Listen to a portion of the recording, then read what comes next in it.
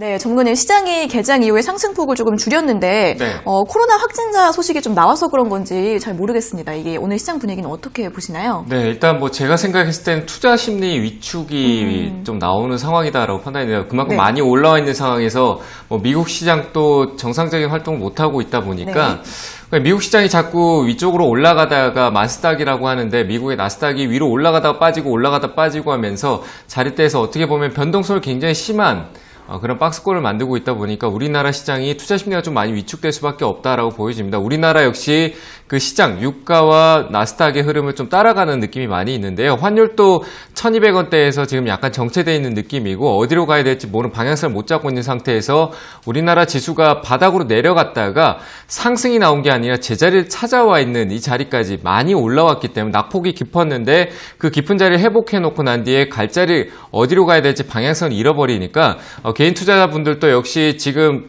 잘 방어적인 느낌으로 해서 잘 받치고는 있지만 이제 정말 여기서 사야 되냐 아니면 현금 확보를 해서 밑에서 기다려야 되느냐 아니면 적극적으로 가야 되느냐 여러 가지 생각들이 공존해 있다 보니까 이 시장 자체가 정체되면서 시장이 탄력적으로 움직이지 못하고 있지 않나라고 생각이 됩니다. 그러면서 그리고 최근에 있던 제약바이오 쪽에 쏠렸던 그 돈의 흐름이 자금의 흐름이 다른 쪽으로 흘러가기 위한 어떻게 보면 나스닥이 2번 빠졌을 때 우리 시장이 무너졌던 그 흐름에서 자금의 순환, 섹터가 바뀌어가는 시기라고 보시면 될 것 같은데 이미 제가 수요일 날 그런 부분들을 한번 언급드렸었는데 오늘 그런 느낌이 조금 약간 증상이 나타나고 있는 게 아닌가. 제약바이오가 조금 소폭의 하락을 조정을 주고 통신 장비주 그리고 IT와 OLED 이쪽으로 옮겨가기 위한 발판을 만들고 있을 수도 있다. 이렇게 생각해 볼 수 있기 때문에 지금 많이 올라있는 제약바이오의 방향성을 잃어버린 데 올라타는 것보다는 올라갈 수 있는 자리에 떨어지더라도 지금 자리에 회복할 수 있는 IT나 아니면 통신 장비 쪽은 손절 좀 짧게 잡고 그런 식으로 대응을 해보신다면 훨씬 더 3분기 때 접어드는 이 시기 때 효율적인 대응이 되지 않을까라고 판단이 되고요. 지수는 위쪽으로 아래쪽으로 만약에 방향성을 이 투자 심리가 위축되면서 아래로 떨어질 경우에는 제가 봤을 때 코스피 같은 경우는 1950포인트까지는 충분히 조정이 나온다라고 생각을 하고 그 자리에서 매수를 가야 된다라고 판단이 되고요.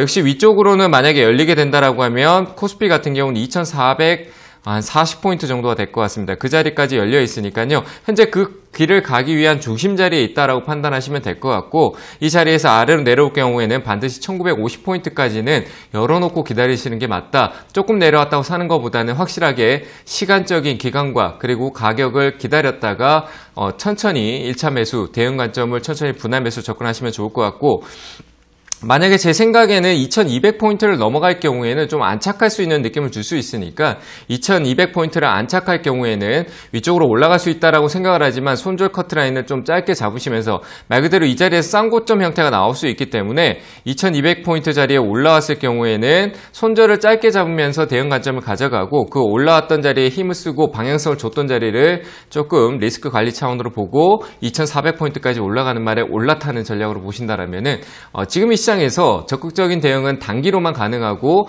그런 방향성을 확인하고 대응한다라면은 말 그대로 올라가는 말에 올라탈 수도 있고요. 내려가는데 그 자리에서 살 수 있는 현금 확보도 할 수 있는 양 전략을 다 같이 가져갈 수 있으니까요. 뭐 왔다 갔다 하는 이 시장의 흐름에서 내 시선을 자꾸 왔다 갔다 따라가지 말고 좀 넓게 보시면서 시장을 준비해 보시길 바랍니다. 네, 시장의 방향성이 뚜렷하지가 않다 보니까 투자 심리가 위축되고 있는 모습 나오고 있습니다. 제약바이오주로 쏠렸던 자금이 오늘 통신 장비나 IT 쪽으로 이동하려는 움직임이 보여지고 있는데 이 통신 장비나 IT주 손절 짧게 잡고 빠르게 대응하시는 편이 좋을 것 같고요. 지수가 하락을 하게 되면 코스피 지수가 1950포인트까지 내려갈 가능성이 있으니까 여기까지 보시고 이쯤에서 매수를 하시는 게 좋을 것 같고요. 반대로 2200포인트까지 안착을 하더라도 손절 라인을 짧게 잡고 빠른 대응 필요할 것 같습니다. 이런 분석들 잘 참고해 보시면서 이번 주도 잘 마무리해 보시면 좋을 것 같습니다. 자, 그럼 여러분들의 종목 고민들 속 시원하게 한번 풀어가 볼까 생각이 드는데요. 역시나 시장 체크 먼저 해놓고 출발해야 되지 않을까 생각이 듭니다. 일단 지금 여러분들께 수급 이야기가 나와서 보여드리는 건데요. 지금 지난 1년 동안의 수급을 한번 보시게 되면요. 1년 동안 개인들은 누적 순매수로 23조치를 샀고요. 그리고 외국인들은 28조치를 매도했습니다. 그 전부터 본다면은 1년 전, 그러니까 약 한 9년, 10년 동안은 외국인들이 70조 원치를 거의 샀는데 지금 1년 동안에 거의 샀던 물량의 3분의 1 이상 거의 절반에 가까운 물량들을 매도하고 있다라고 보시면 좋을 것 같아요. 뭐 거기서 기관이 받아주거나 하는 일은 없다라고 보면 될 것 같고요. 거의 개인이 잡고 있다라고 보시면 되는데 제가 말씀드린 것처럼 외국인들은 지금 우리나라에 투자할 메리트는 저는 개인적으로 없다라고 생각을 합니다. 특히나 제가 외국인이라고 한다면은 여러분들도 지금 미국 투자를 하시거나 애플이라든가 페이스북 이런 데 투자하실 때 그 나라의 정책들이라든지 환경들, 분위기들, 그 업황들 다 분석을 하고 사시잖아요. 근데 역시나 외국 투자를 한다라는 것은 한국 투자할 때보다 조금 더 신중해야 되는데 외국인들도 마찬가지라고 보시면 되겠습니다. 우리나라는 전 세계적으로 직접 투자가 굉장히 잘 발달되어 있다라고 보시면 돼요. 여러분들도 HTS라든지 모바일, MTS를 통해서 투자를 직접 많이 하고 계시는데요. 미국 같은 경우는 그런 부분보다는 간접 투자가 좀 더 많습니다. 오히려 증권사에게 증권 매니저에게 맡겨놓고 뭐 사달라 하는 그런 경우들이 많거든요. 그래서 그런 간접 투자가 활성화가 되어 있을 때 그 간접 투자하는 사람들이 지금 한국의 기업 업황을 한번 생각을 해본다면 정말 투자할 만한 메리트가 있을까라고 생각이 들죠. 일단 법인세도 지금 OECD 국가 중에서 제일 높은 편이고요. 그리고 최저임금도 역시나 굉장히 가파르게 올라와 있는 상태에서 또 올린다라는 이야기도 나오고 있잖아요. 거기다가 증권거래세뿐만 아니라 여러 가지 법들이 그리고 규정과 정책들이 시장을 활성화시키는 정책들보다는 자꾸 규제를 하는 정책들이 좀 더 많이 나오고 있는 것 같습니다. 그래서 어떤 친화적이냐라고 했을 때 시장 친화적인 정책들보다는 노동 친화적인 정책들이 좀 더 많이 나오고 있기 때문에 해외 입장에서 투자를 한다라고 했을 때 굳이 여기에 투자를 해야 될까라는 변수들이 계속 남게 됩니다. 그런 상황에서도 역시나 업황마저도 무역 전쟁들과 뭐 코로나 등등등으로 하여서 지금은 수출 국가인 우리나라에서는 앞으로가 점점 더 타격이 입어질 가능성이 저는 높다라고 보거든요. 이제 그런 여러 가지 악조건, 그러니까 변수들과 악조건들이 많음에도 불구하고 한국 투자해야 되겠다라는 생각하는 외국인들이 많을까라고 한다면 우리는 우리나라 사람이기 때문에 투자하고 있지만 외국인들은 굳이 그럴 이유가 저는 없다라고 생각을 해봅니다.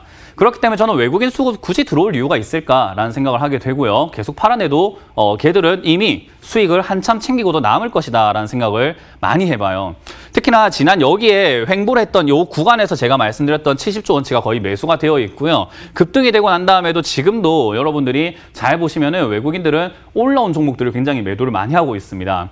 지수는 여기까지 올라왔지만 종목은 바닥을 횡보하다가 급등한 종목들이 지금 많잖아요.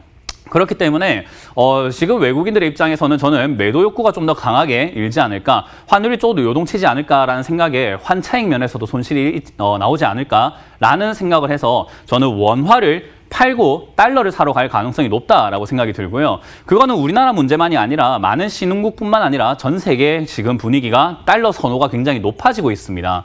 그렇기 때문에 저는 달러가 약세가 나올 수 있도록 계속 연준에서 돈을 풀어내고 있는 과정인 것뿐인 것이 그 연준의 그 양적 완화에 대한 부분이 점점 줄어들고 나중에는 멎었을 때 달러 요구가 계속 수요가 늘어나게 된다면 역시 달러 강세가 일어날 것이다라고 보고 있거든요. 그렇다는 말은 저는 역시 예전부터 말씀을 드렸는데 저는 이제 현금화한 것을 달러를 사겠다라고 여러분들께 전략 힌트를 드린 적이 있습니다.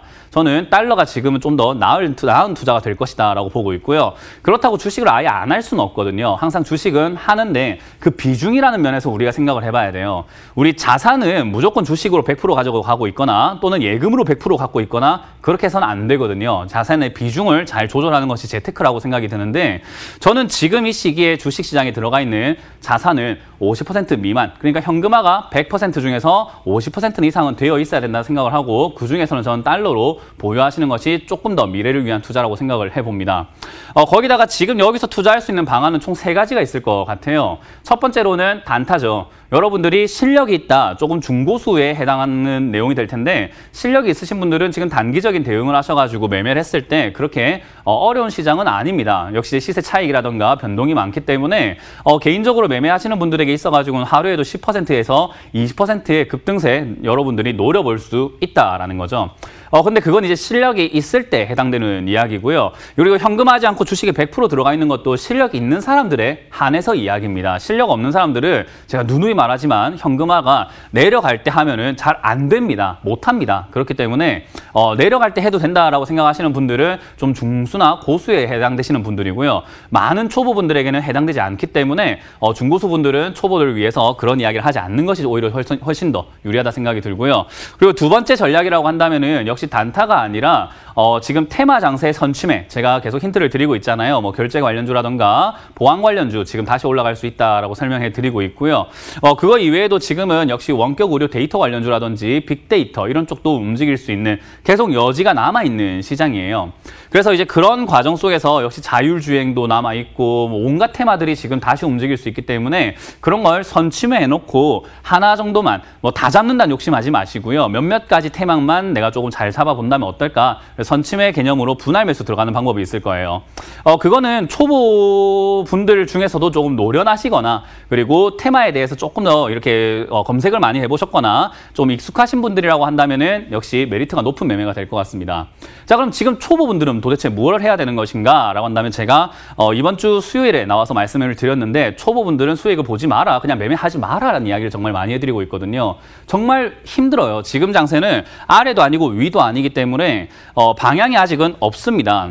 여기서 꺾여 내려가게 되면 쌍바닥을 만들지 못하고 계속 내려가게 되는 하락세가 진행될 수 있고요. 쌍바닥을 만들고 위쪽으로 치고 올라가게 되면 그때서야 우리가 상향이다라고 볼 수 있는데 현재는 아직까지 그냥 공중에 허공에 떠 있는 느낌이죠. 그래서 올라가지도 않고 내려가지도 않기 때문에 이런 자리에서 잘못해서 풀베팅을 하거나 내가 너무 섣부른 투자를 결정을 해버렸을 때는요. 우리 이런 말이 있어요. 비관적인 사람은 돈을 못 버는데 낙관적인 사람은 돈을 버는 시장이다라는 이야기를 하거든요. 근데 반대로 비관적인 사람은 돈을 못 벌지만 낙관적인 사람은 잘 됐을 땐 돈을 벌어도 안 됐을 땐 깡통 계좌입니다. 그렇기 때문에 지금은 항상 외나무 다리를 걷고 있다는 것을 기억을 하셔야 돼요. 그래서 저는 여기서 조금 지금까지는 잘 즐기셨다면 여기서부터는 조금 여러분들 경각심을 가지고 쉬어가도 괜찮다. 우리가 쉬는 구간이 있잖아요. 그래서 우리가 말도 달리면은 잠시 마구간에 쉬듯이 우리도 조금 쉴 때가 됐다라는 이야기를 해드리는 거고요. 자, 여기서 제가 초보자분들이 할 수 있는 매매라고 한다면요. 실적에 이제 좀 주목을 할 필요가 있습니다. 실적 가치주라고 하는데요. 실적이라고 하는 부분들이 지금 2분기가 안 좋고 3분기가 또 안 좋을 가능성이 높다라는 것을 많은 투자자분들이 이미 알고 있을 거예요. 그래서 3분기가 안 좋고 또 4분기가 회복될까에 대한 그런 두려움과 우려감도 남아있는데 그거랑 상관없이 매출이 꾸준히 잘 나올 수 있는 업종들이 있습니다. 바로 언택트 관련주죠. 언택트 관련주 중에서는 아직까지 게임 관련주라든지 결제 관련주라든지 그런 기업들 아직까지 상승할 가능성들 굉장히 많이 있어요. 온라인 플랫폼업을 하고 있는 기업들도 마찬가지고요. 그런 기업들을 조금 잡아가지고 미리 선취매를 분할 매수로 잡아간다 생각한다면 초보분들도 시간적 여유만 가진다면 충분히 어렵지 않게 대응할 수 있고요. 그리고 여러분들께서 아시다시피 물류라던가 택배, 운송 이런 쪽은 역시 수혜를 볼 수 있는 쪽입니다. 그렇기 때문에 지금 당장은 눈에 보이지 않아요. 테마주가 너무 급등하니까요. 그러나 그런 기업들이 실적 발표가 났을 때 다른 기업들은 우죽순 실적이 줄었는데 그런 기업이 선방했다 하면은 역시 올라갈 가능성이 굉장히 높은 거예요.